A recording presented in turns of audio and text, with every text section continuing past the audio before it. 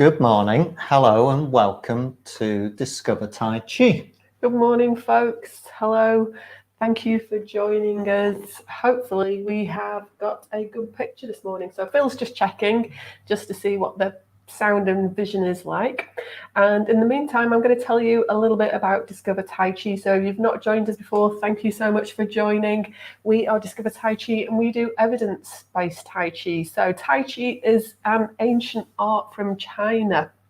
It's based on some cultural aspects called Yang Shen, which meant to nourish life. And it was developed over many thousands of years. So the history has kind of been lost to myth and legend, which is brilliant. But there is some history. Little bits of history still left, isn't there? We've got good evidence from sort of 300 BC onwards, so we begin to get archaeological digs revealing this culture, and it's a physical, but it's also a philosophical culture as well, and not necessarily how it's purported in the West. Lots of mysticism, but it's actually really down to earth and very pragmatic. It probably holds more akin to our everyday public health messages than it does to new age messages. So Tai Chi and qigong is another word for it, isn't it? That kind of these more original movements were often called qigong. They weren't in a form like Tai Chi is. They were singular movements. So Discover Tai Chi, we do evidence-based Tai Chi and qigong, and there are many different forms and many different styles, and our job is to kind of rifle through all those different aspects, all those different movements, and look at the evidence, and we put together the evidence and movements and understanding of the mechanisms by how they all work, and we come up with Discover Tai Chi. There you go. That's enough to keep us busy, guys. Should we see who's joining us? So who's come through the door this morning? Yeah, we've got Maggie. Hello, Maggie. And we've got Chris. Good morning. Good morning, folks. We know there's other folks watching, so if you can drop in and give us a little hello and say who you are, that would be lovely. So we'll crack on and give you some news updates, and then we'll give you some movements as well. Who have we got as well? We've got Dorothy and Judy as well. Hello, folks. Nice to have you with us. And yes, we're pleased to have you here. So thank you, Judy. So yes, this morning, our news. So we've had a really busy start to January, haven't we? Yeah. So we've been super busy, which is great when you're self-employed. Better to be busy than quiet. So we don't mind being busy. So we've had lots of interest, haven't we, in what we do. And part of that has been around our workplace wellness, hasn't it? It has. So we had a workplace wellness event for a company based in London and Leeds last year. And then just as we've kind of finalized our website, and this is really good news for us, because literally after we'd finalized our website, people began contacting us, having found us on the internet. And two more London-based companies, quite, really decent companies, have contacted us, and we're contracted to deliver some workplace wellness sessions for the staff team. So we're actually really pleased about that, because it helps keep bread and milk on the table for us, especially as we've just fallen into a third national lockdown. And as you know, we can't run any live classes indoors or outdoors, and we're solely reliant on our Zoom class. And we've got some news on a new Zoom class coming up, but it's really fab. All the work over 3 months that we've put into our website and learning platform is beginning to pay off. So we thought we'd just celebrate a little bit with you guys. So we've got some more good mornings. Cool. Who have we got? So good morning, Jill, and good morning, Pat. Thank you so much for dropping in, and we hope you've all got a cup of tea. So this first bit, we have a bit of a cup of tea and chat. So we hope you've got a beverage of your choice. Maybe you've stopped. Maybe you've already been out in that lovely fresh air. It's a gorgeous sunny day here in West Yorkshire. So it's time for a cup of tea and maybe even a biscuit. So if it is nice where you are, don't forget to get outside and just enjoy the outside and the outdoors. We can dress it up however we like in terms of wellness walks and all those kinds of things, but just getting outdoors and being in a green space does us the power of good. You don't even have to do anything. That's the fab thing. It just takes care of itself. The science is, again, unequivocal about that. You don't actually have to do anything. Just sit in a nice space or walk in a nice space, and it's doing good stuff physically and mentally. So take every advantage that you can, especially when the weather is in a nice day, to get outdoors. It will do you the power of good. Okay, that's that bit done. Yeah, in fact, you don't even have to get outdoors. If you've got a nice window and you can look out on a little bit of greenery, maybe you can do some bird watching. I know we've got a bird feeder here, and 5 minutes just maybe watching a bird feeder or something, you connect with nature. So if you don't even need to get outside. In fact, you don't even need a window, because if I push Helen that way, can you see our screensaver? Research shows even a screensaver or picture of a landscape or flower or anything natural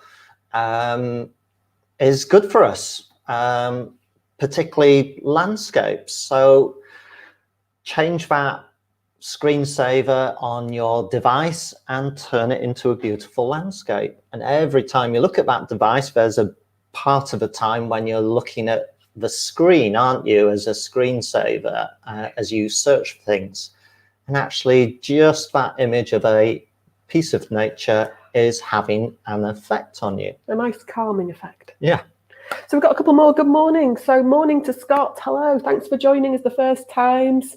We've got a Maggie. Hi, Maggie. Yes, it is a lovely place to be. Thank you very much, Maggie. I'm just double checking. Is that Scott, the videographer? Let us know.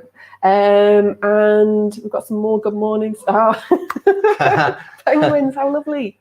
So Jill's got penguins.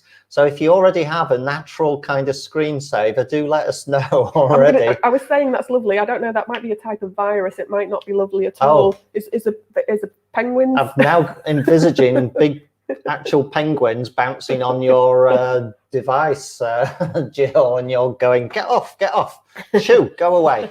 I'm sure that's not the case, but now suddenly we've segued into some kind of comedy. Anyway, here we go. Back on task.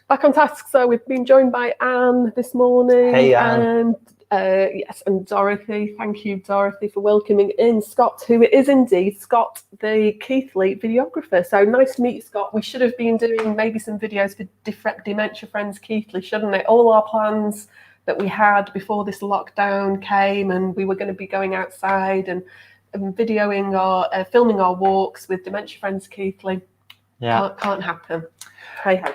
As you can see, we've got a good feed this time. As I say, we can't figure out for the life of us what happened last week apart from busy internet traffic, because we did everything right for once. It doesn't always happen. And hey ho, and as Scott says, hopefully maybe February we'll be outdoors at Cliff Castle with Dementia Friends Keithley and with our class as well. But what are we going to do in the meantime? A quick hello to Ali, who's joined us. Thank you very much for dropping in and saying hello. And Jill's, it's okay. Jill's let us know they are friendly penguins. It's all good. Wow. Happy penguins on the PC. So brilliant. We can all breathe easy, everyone. So what have we got going on as well, Hel? So also our other good news. So it's always good to share good news. Do let us know if you've got some good news that you would like to share with the rest of the group and us. We'd love to share good news. And we have got some sessions possibly coming up with Blesma. So who are Blesma? And I'm going to leave this one to Helen. Right, okay. Blesma is the British Limbless. I'm going to write that in as you say. Sorry, I've interrupted. The British Limbless Ex-Servicemen's Association, Blesma. So hopefully I got that right. But yeah, they're an organisation working with people from the services who have unfortunately lost limbs. So they're very interested in Tai Chi. They want to give it a go. Like everybody, they're looking at things that they can do online. Previously, we wouldn't have been able to reach out to them folks because they're all across the country. But it looks like we'll be able to do something. So it's another silver lining to that cloud. Oh, and it just so happens that Maggie is a member of Blesma.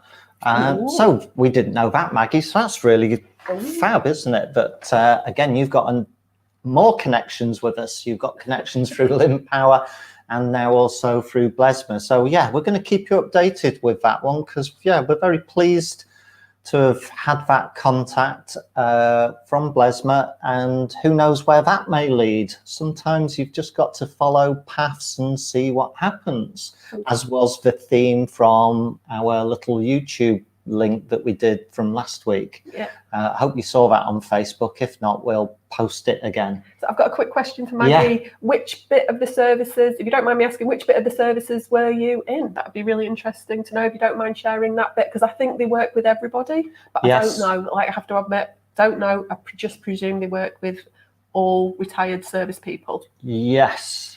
But Maggie, you can set us on the right road. As far as I'm aware. Who else have we been chatting with?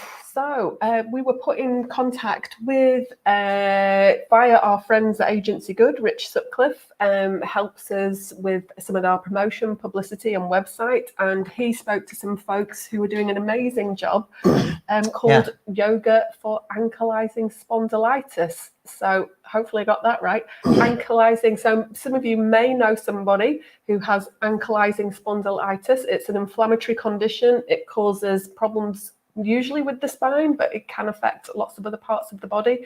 And as always, physical activity is just a really great thing. When you've got a long-term condition, keeping moving, move it or lose it, is a real key ingredient to the mix of staying as healthy as you possibly can do with a long-term condition. So we had a wonderful conversation, didn't we? We did, with a lovely young chap who's in university called Jamie, who's partnered with a older fella called Jeff, who's in his 70s, and both are living with AS, as we can shorten it down to, and along with good medication control and then yoga practice, they're like us. They're looking at how we can adapt yoga for modern day audiences, and particularly for people living with AS, and create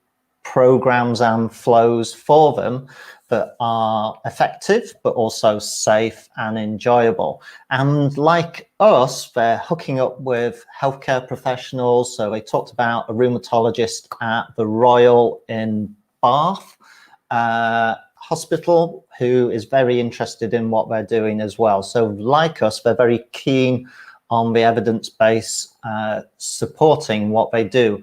We're actually trying to think about getting Jamie, who's lovely, to come on this live stream with us, and we can have a kind of informal chat and podcast and maybe get him to show some movements.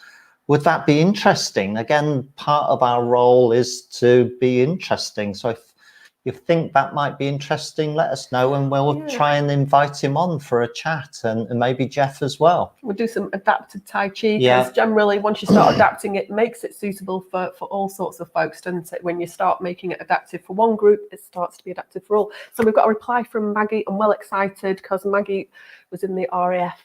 Oh, it's fab, isn't it? Are we all well jealous now? Are we all kind of like, oh, I wish I'd been able to fly a plane. We're all going to do that imagining like that now for a minute. Anyway, I'm going to just go there for a minute.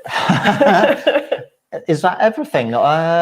So speaking of adaptations, final bits is we've got a new class on Monday. Next Monday, we did start a little kind of promotion, if you want to call it that, on Facebook for the 8 strands of brocade, or Badwa Jin. which we've done in workshops and classes before, and it's always gone down well, and people have always fed back to us and said how much they've enjoyed the movements. The beautiful thing about the 8 movements is there's lots of variations. They stem from 1153 as the first recorded documentation, Sung Dynasty in China. And what's great is that they're easy to learn. You already know some of them because they're incorporated in some of the movements that we do at the beginning, parting the earth from the sky, for instance. But there's variations and there's even steps involved. So on a Monday lunchtime, 12:30 till 1 o'clock, join us for a Zoom class. It's only half an hour because we're going to keep them short, sweet and bite-sized chunks for people who might be on a lunch break as well. So we've had a few requests from people who do work who would also like to take part in our Zooms and other online activities. So that's why it's on a lunchtime. It's only going to be £4.50. So that's the price of a coffee if you could go out for a coffee. And a biscuit or a bit of cake. So for that you get our undivided attention, and we might explore 1, 2, 3 movements in a session, but we'll look at variations and we'll encourage you to create your own variations to suit you. And we just hope it's going to be a nice relaxed half hour for folks. So if you feel like it, you need a break in sort of middle of the day, break up on Monday, or like say you know someone who's working and who needs to kind of get up and move around a little bit, but they don't want the hassle of getting changed, all that sort of stuff, and can just do it in front of their computer where they are, and they've still got time for a sandwich for their lunch or whatever they're going to have. So and then last but not least, I'm going to show you today the 5 animals play form, which again, the archaeological evidence takes us back over 2,000 years. So it takes us into that period where we're first getting the first documentation of these movements and exercises being used for health and well-being.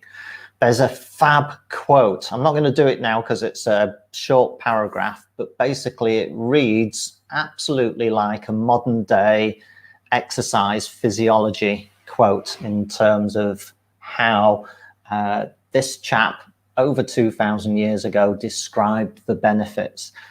There'll be more on that as we go along, but I'm going to show you how to be a tiger, how to be a bear, how to be a monkey, how to be a crane, and how to be a deer.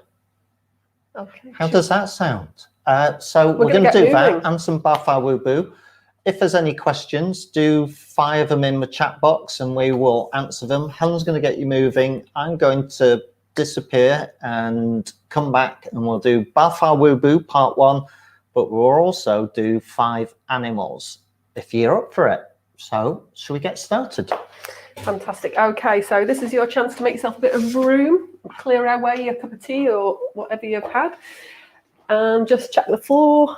As always, if you've not joined us before, we stay within a safe and comfortable range of motion. So that means we know how our body works and we take time to listen to it and pay attention because every day is different. So I'm just going to have a little walk on the spot. We're going to just take some nice, easy breaths in. If you can, breathe in through your nose. It can help us just pay attention to our rib cage, our breathing through, down, even maybe through our diaphragm. We can start to pay attention to our feet on the floor. And we're going to take a slightly wider stance and maybe start to soften the knees if that's comfortable. I'm going to make some big circles and warm up the wrists. So I'm imagining that I'm sloshing water, stirring paint in pots. And I'm trying to relax, make it as effortless as possible. So I'm trying to Work out maybe where I'm holding unnecessary tension. I'm going to change direction with those wrists. I'm listening to the little cricks and cracks and pops they're making, and that's absolutely fine. There's no problem with that. So keep changing direction. And then if we become aware of tension, shaking is often a good way to let go. You might sometimes see when athletes warm up, they'll maybe as they're getting ready to take a shot or do something, it's kind of an instinctive way. When you're under pressure, you may have built up a bit of tension. Shaking is actually a nice way to cue the body to kind of go, hey, I can let go of that. That tension isn't going to help. Fluid movement, nice relaxed muscles, that's what we're looking for. So let's help our shoulders relax. So this is a movement called unfurling. So I take a little breath. If I want, I can squeeze my shoulders just to pay attention to my shoulders, and I unfurl. And you might notice that I'm moving by softening down or imagining that I'm sitting down. But do what's comfortable for you. This time I'm going to turn the palms away.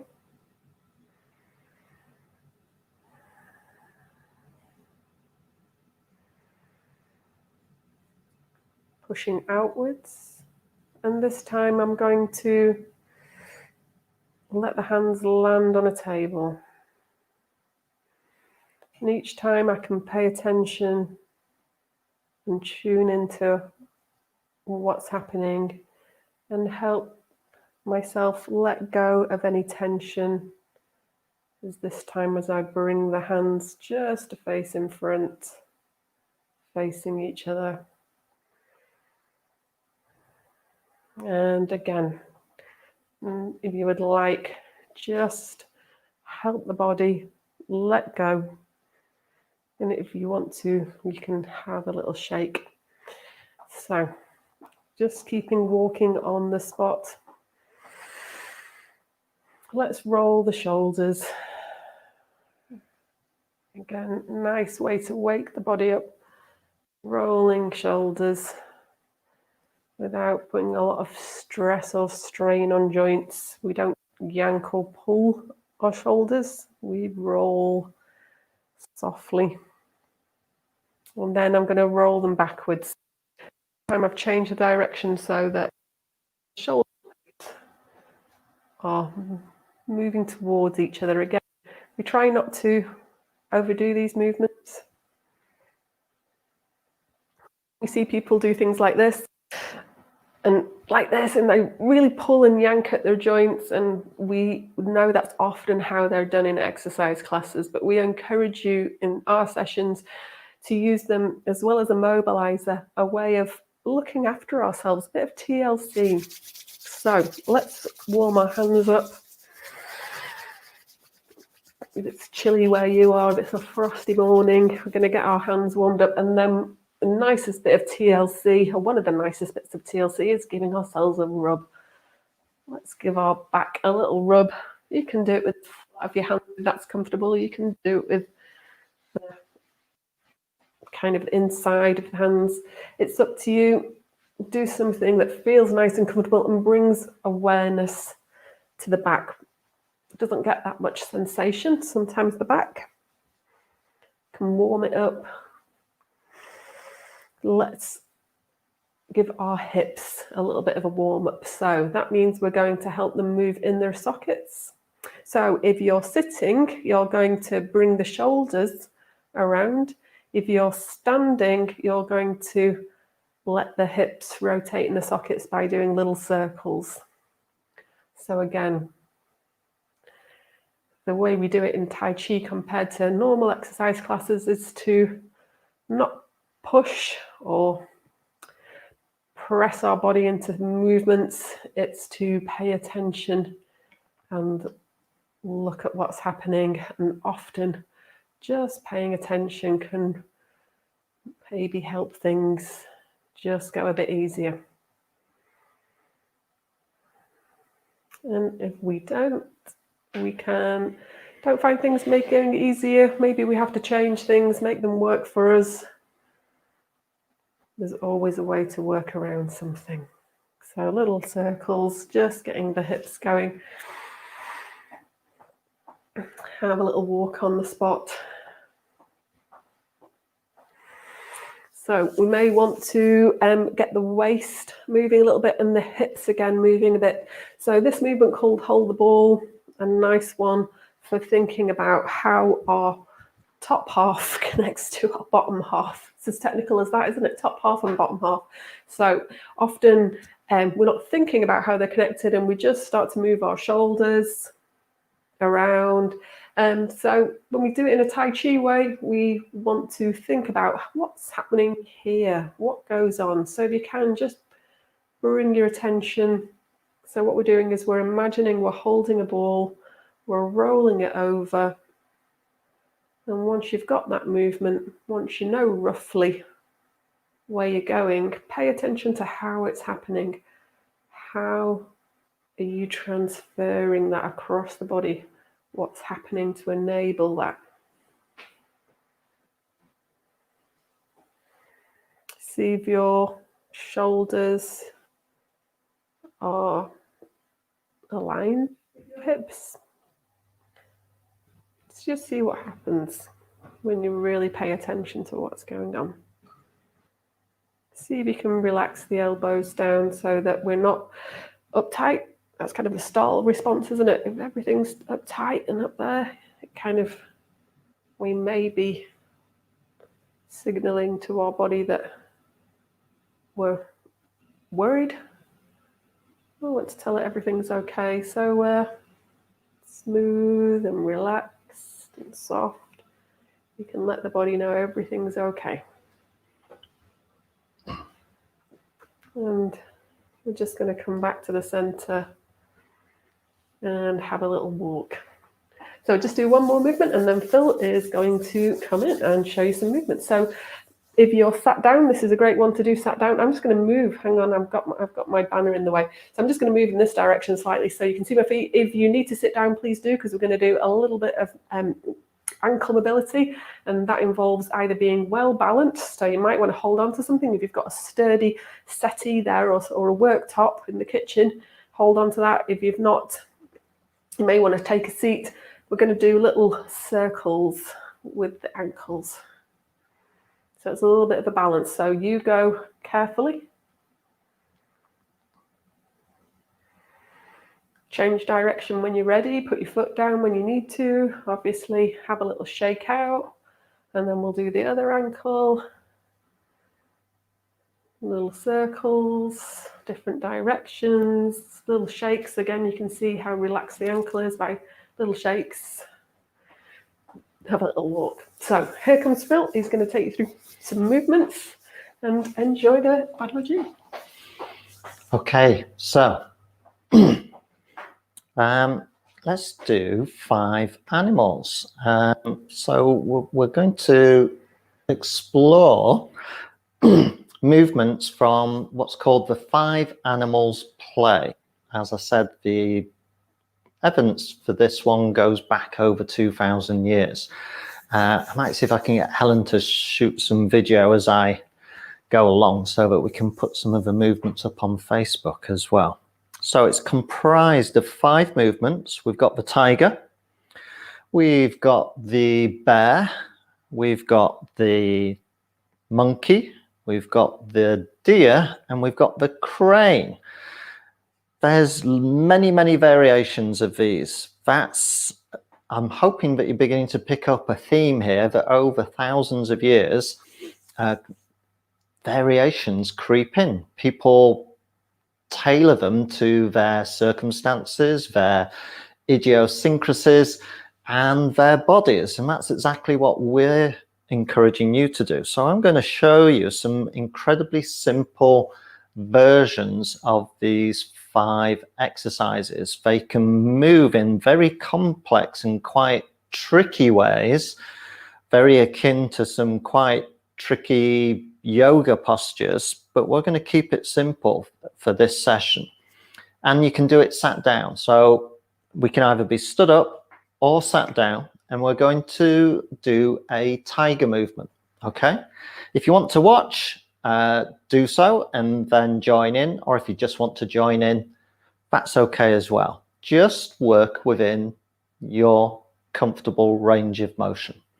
So we're going to make tiger claws. So if I come to the camera, that's what we're going to be doing. You can even make the noise if you like. I kid you not, in some variations, people actually make the noises of the animals. I'll leave that up to you. So what we're going to do is we're either sat on a seat, nice posture, or we're stood up, knees gently unlocked, and we're going to look down at the floor, and we're going to press down and then make our tiger claws. And then we're turning the tiger claws into fists. And then I'm picking up my fists up to shoulder height. And then I'm opening my hands and I'm pressing up to the sky. And when I reach the top, I make tiger claws again. And it's as if I grip the sky and I make fists and I pull the sky down. So I want you to have that sense of pulling. And when we get to the shoulders, we open the hands again and now we press. So imagine we press the sky down to the earth and we're looking down and we're in our start position again. So tiger claws into fists. I like to think of pulling the earth up to the shoulders. So pull the earth up and then press it up and up towards the sky. And then now you tiger claws, turn the hands into fists, pull the sky down to earth. So think of it as that. Open the hands at shoulder height and press down. One more time. Tiger claws. Pull up the earth. So really have the sense that you're pulling.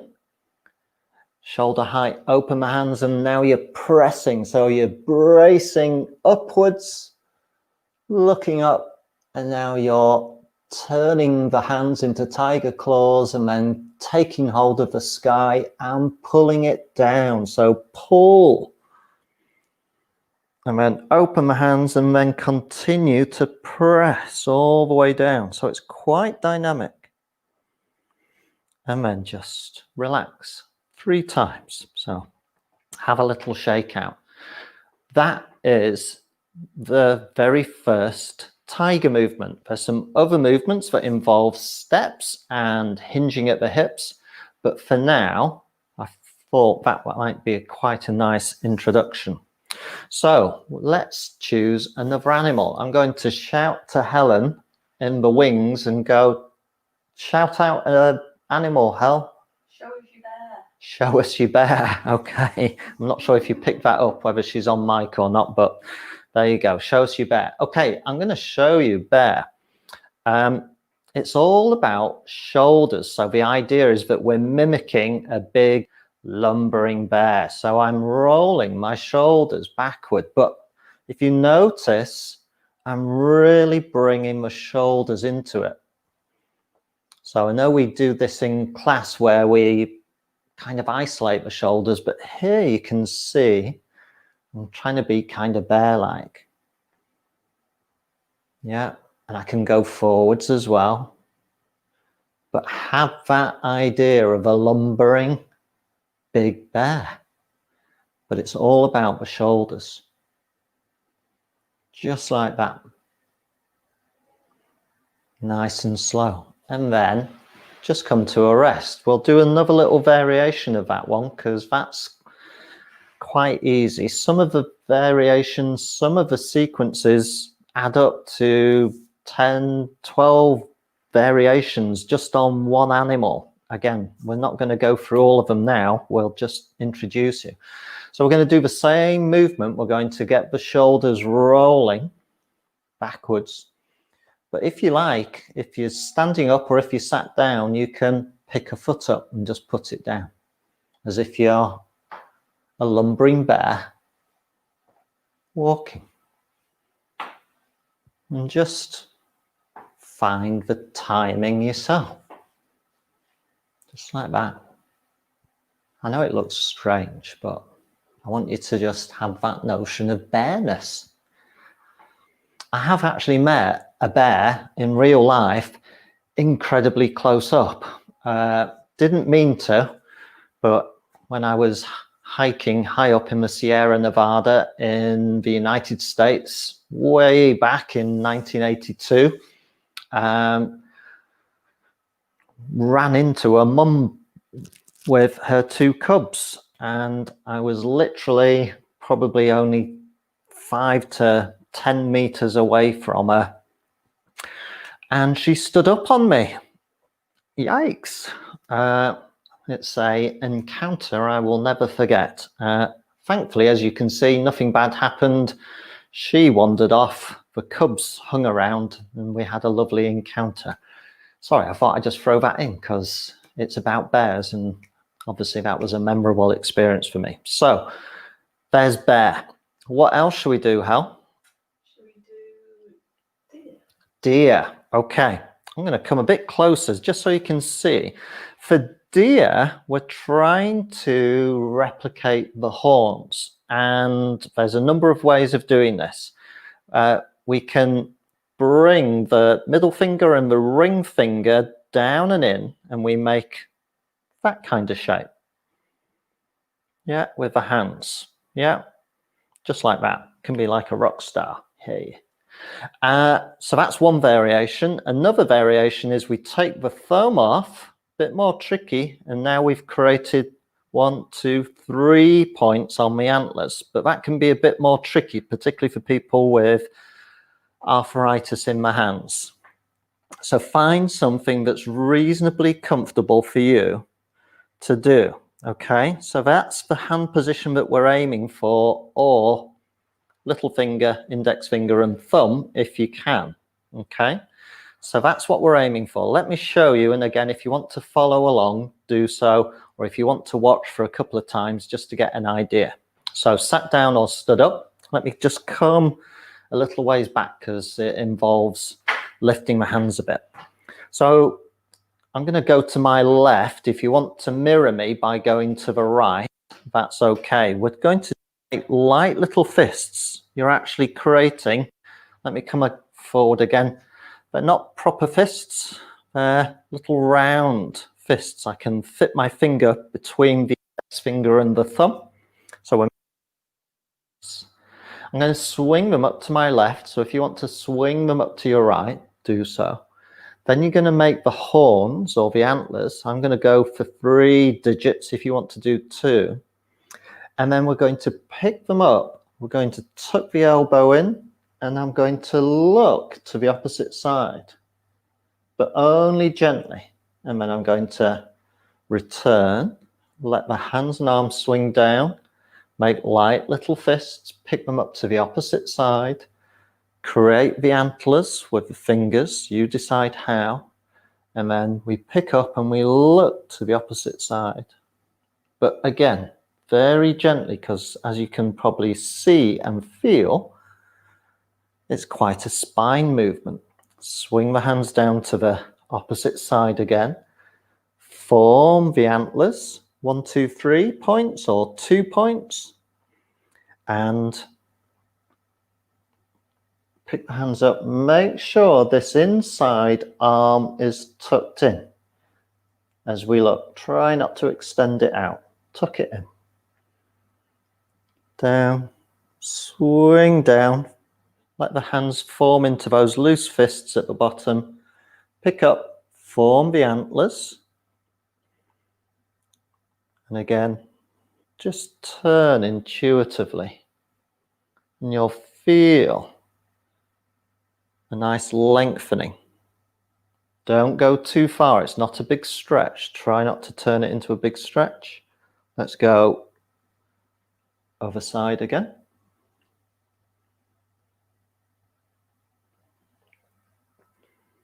And one more time to the opposite side.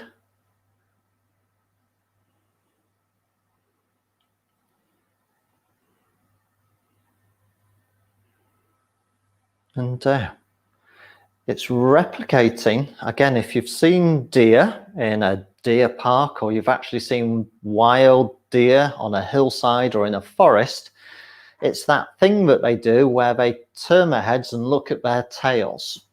Okay, clearly we're not necessarily as flexible as a deer, but if I demonstrate that idea, sorry, and you should have felt a long lengthening all the way through and down, but not a big stretch. We again emphasize not turning this into a big stretch.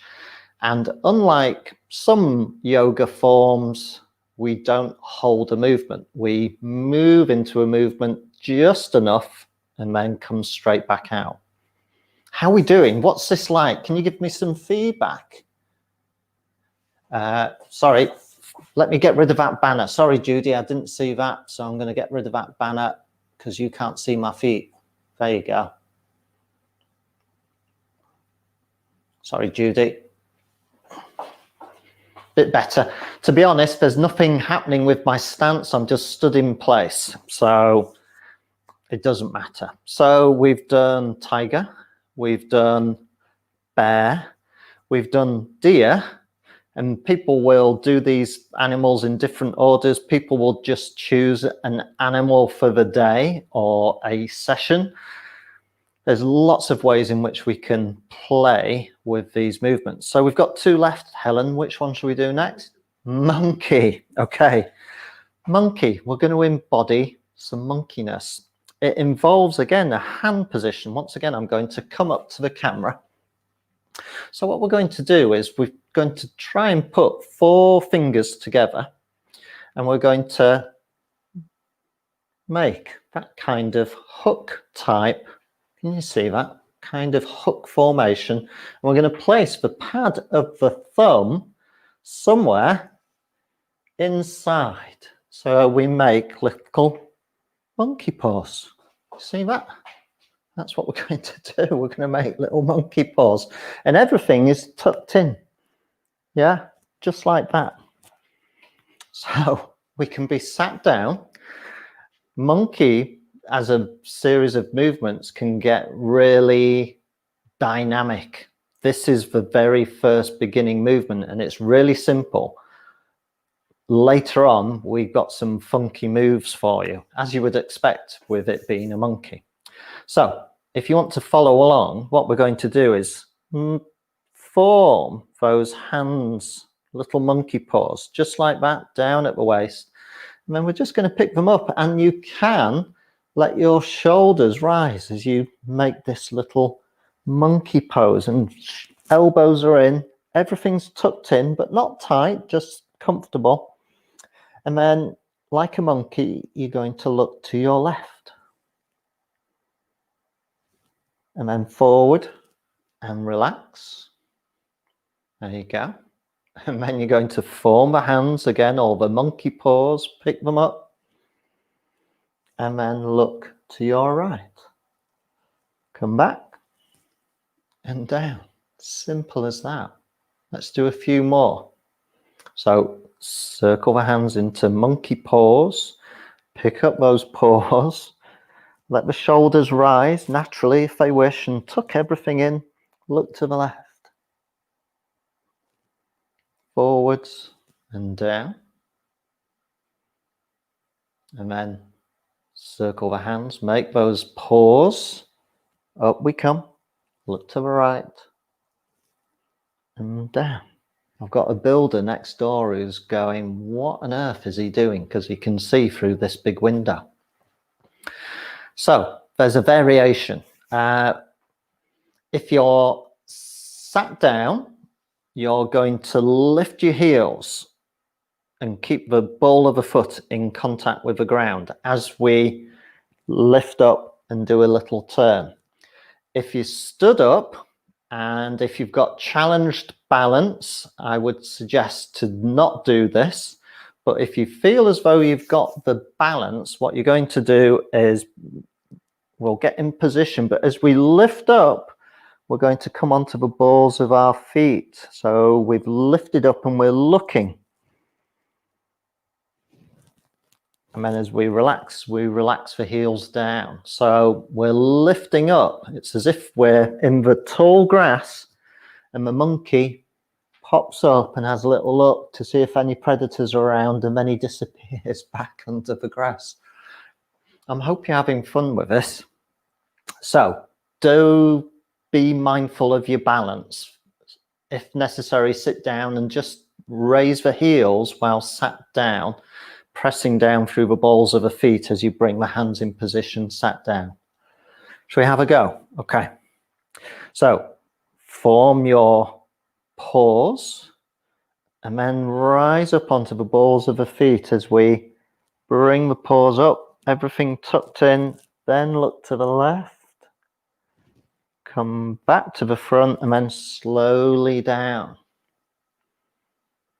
Yeah. And then form those paws, rise up. If you sat down, lift the heels, look to the right. And then back down. So that's a variation where we can lift up. So that's monkey. I'm aware of the time. So I hope these are enjoyable. Let me come back to Judy. The deer is really good for my back. So that's fab. Let me show that, Scott, because that's really nice. Deer is really good for my back. That's exactly what it's for. But we've got to make sure that we work within a comfortable range of motion. Otherwise, it becomes not good for your back, if you get my drift. And Judy's also saying, love the deer too. Plus, you've met a real bear as well, which is fab. And it obviously turned out okay as well for you, Judy, because you're still with us. So that leaves one more animal. Hell, who is it? It's the crane. I love this movement. It can turn into a balance challenge, quite a significant one. So again, for those of you who are sat down, you're on safe ground. If we're stood up, I'm going to show you some variations. So the first thing is we're going to sweep the hands so that we're just as if we're carrying something, just like so, soft hands. And then we are literally going to make like a crane flying. So those hands softly up to shoulder height. And we make a little flap of the wings come down. Just like that. So that's the very first movement. But it's really important that those wings of yours are incredibly soft and pliant. So there's no stiffness. Crane. Big birds. Tremendously important in Chinese culture that goes back a long way. Synonymous with longevity and good luck and health and basically all the good stuff. Basically, cranes are considered in very beneficent animals to be around and aware of. So have that notion. One more time, and then we'll show you the next extension. Okay, so again, some of you in our classes will have done crane steps where we lift the knee.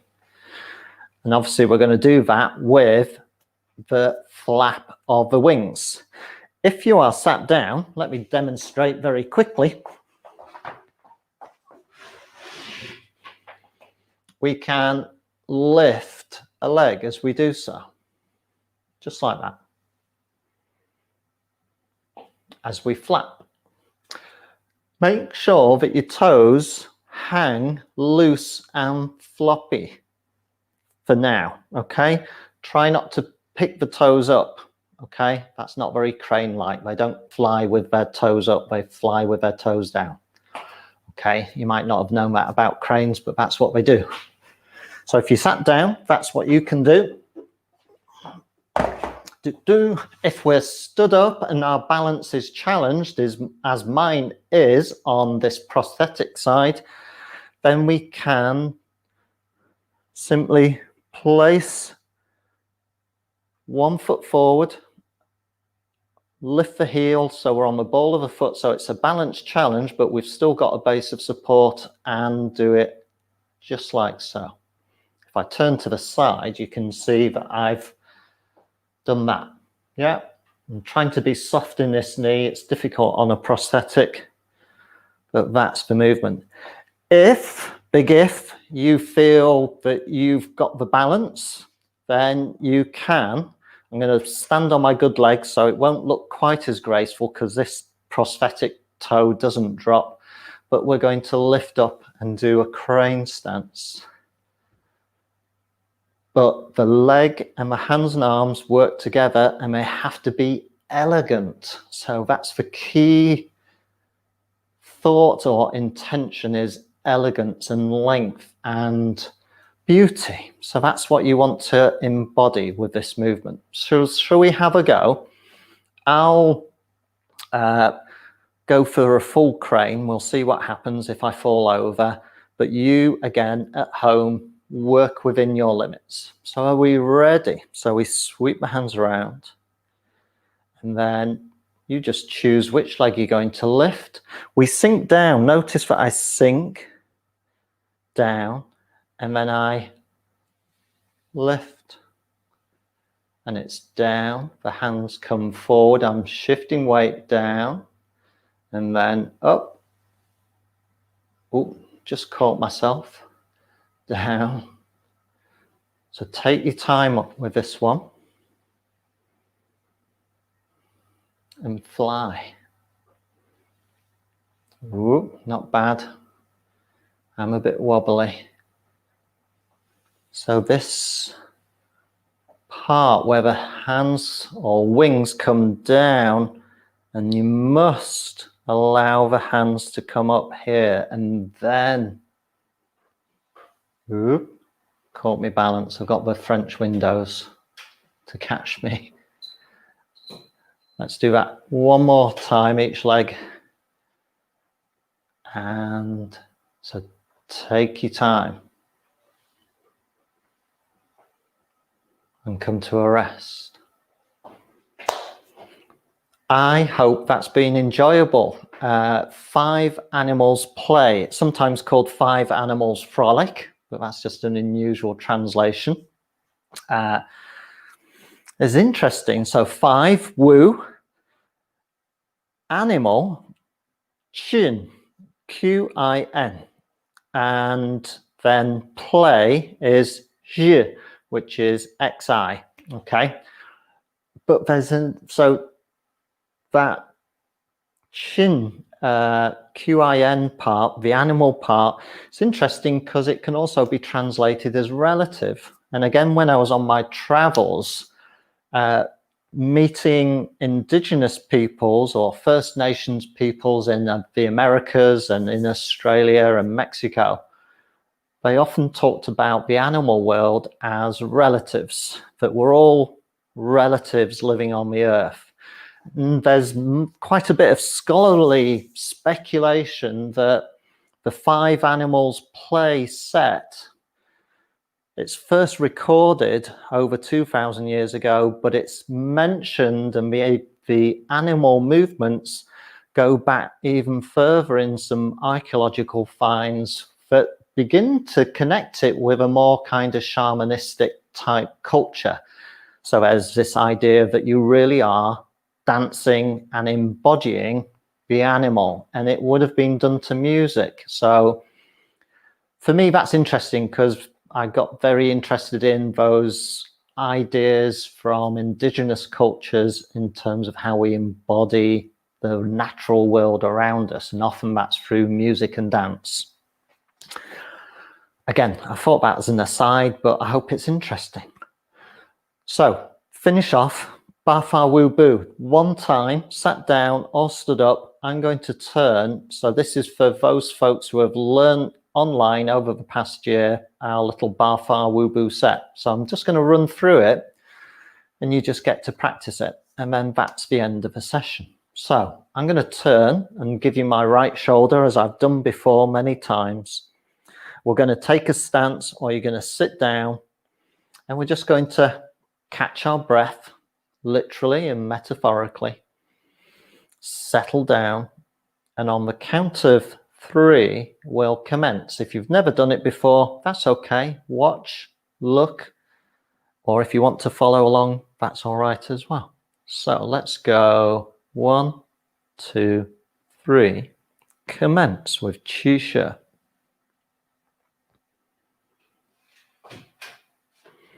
And then we're in that hold the ball position and into ward off, roll back, press, and push. And then a grip and pull.